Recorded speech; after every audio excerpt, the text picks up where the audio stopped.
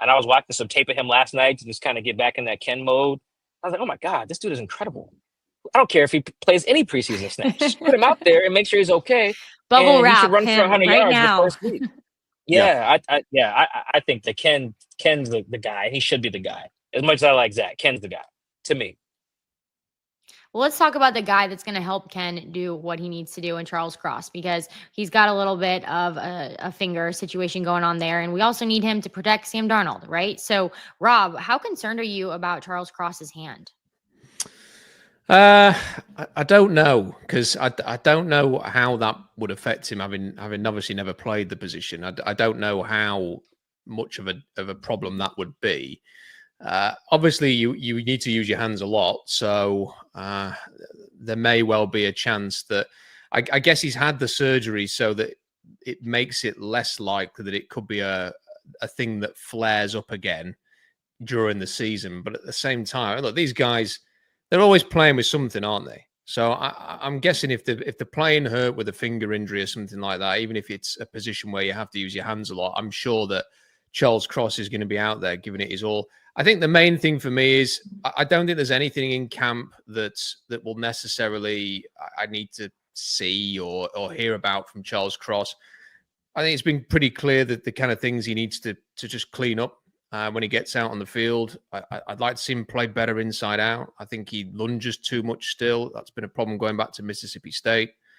He's got amazing feet. You know, when you get those feet, get out there, latch on, show a bit more power, finish your blocks. I think if you can do all those things, he's going to be an extremely wealthy man this time next year. And I'm optimistic that a little finger injury is not going to have a massive impact there.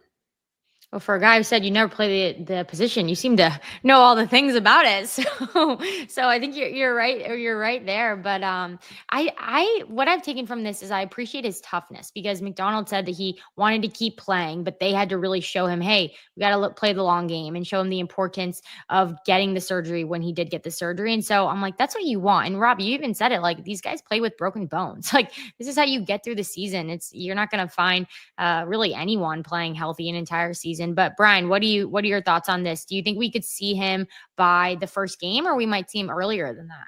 Yeah, I think we'll see him by the first game. And I don't know what Dave Pearson will allow me to share or not share, but there's been changes to, like, even the glove and protection that Charles Cross is wearing. There's progress, I would say, being made on him. And he was in pads today. He was going through drills. He does not do team drills still, where he's going to be like doing active, like, heavy hand fighting. But I think all signs are that he should be ready by the start of the season. And I think it says a lot about Charles Cross that he was back out on the field like less than a week maybe after the surgery, and like hanging around, wanting to be doing things. So my interactions with Charles has been a really clear difference that he wants to be a leader in that room this year.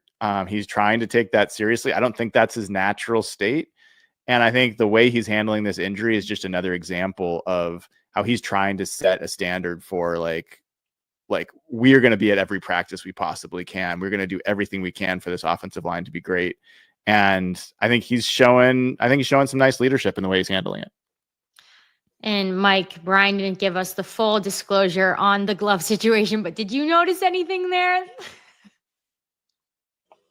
Yeah, it's like a little like he has like range of motion that I think looks like in the three hands or three fingers.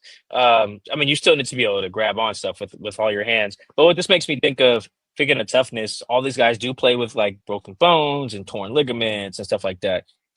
One of my colleagues at The Athletic, name is Chad Graff. Chad covers the Patriots for us now. But back in like 2021, he did a story on NFL players and mangled fingers. And I think if anybody in a position group can play with something wrong with their finger, it's offensive linemen. That's just kind of their bag. That's what they do. I think a lot of the people in the story were people who had like pinkies are going the wrong way and stuff like that. I interviewed Pete for that story, actually, because one of Pete's fingers goes the wrong way. So I think Ray Roberts might have been contributed in that story. I might have talked to him for it because I think one of his fingers goes the wrong way. So I think ultimately that's like of all the bad injuries, that's probably like the least bad. I think like for a lineman, they do need to grab on. Rob's right, but like these guys, once you get your finger messed up, these guys just play through it. Like offensive linemen are just dogs in that way.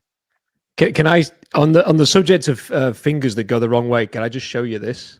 Oh no! Oh, please I don't no. wanna I see. I don't wanna can't look. see. I'm I'm not looking. closing my eyes so you guys tell me when it's I over. could do it on this side as well. I hate can't handle it. Oh, come on. I hate that. Oh, man. Is it a joke? I literally No, closed it's my eyes and double-jointed. didn't see.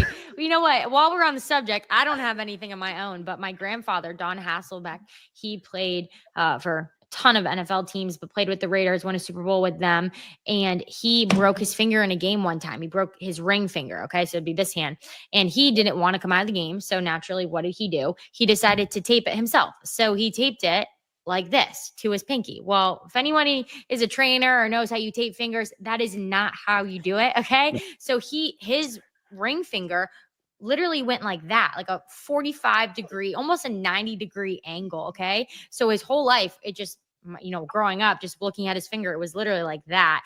But the biggest joke was that it was his ring finger. So his ring was never coming off. That thing was on there forever. So good family joke. We miss him, but yeah, just crazy. And, I played women's lacrosse. And so our fingers would be bloody and checked and black and blue after every single practice, not even just game. And I always made a pact with myself. If anything ever happens to my hands, I am not letting them get just mangled like my grandfather's. So love that. But yeah, you gotta like buddy tape to the longer finger. Like like listen, when you're in the heat of the game and you're like, I'm not coming out, and you're Don Hasselbeck, you just do whatever you want to do. So he was well, all RIP to your grandpa, man. Seems like an amazing man. Oh, thank you. He was amazing, and I know our family misses him a lot, but so thankful for all those times and memories with him, and yeah, love it.